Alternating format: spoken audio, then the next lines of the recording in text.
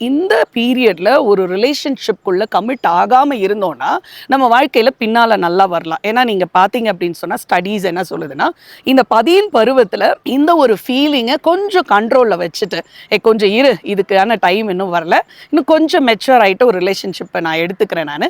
இப்போ கொஞ்சம் நான் வந்து என்ன பண்ண போறேன், I'm going to focus on my self and my goals அப்படின்னு சொல்லி யாரெல்லாம் ஃபோக்கஸ் பண்ணாங்களோ அவங்க தான் பெரிய அத்லெட்ஸா, செலிபிரிட்டிஸா, நீங்க பார்க்குற பெரிய பெரிய இன்ஸ்பிரேஷன் டெட் டாக், ஜோஷ் டாக்ல பேசுறவங்கலாம் இந்த தீர்மானத்தை பண்ணவங்க தான். சரியா?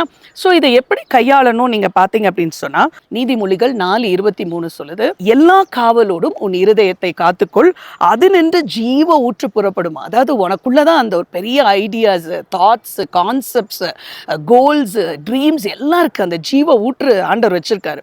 ஸோ இந்த இருதயத்தை மட்டும் கொஞ்சம் காவலோட பார்த்து, கொஞ்சம் கொஞ்சம் வெயிட் பண்ணேன், கொஞ்சம் அமைதலா இரு அப்படின்னு சொல்லி பேசினோன்னா நல்லா இருக்கும்.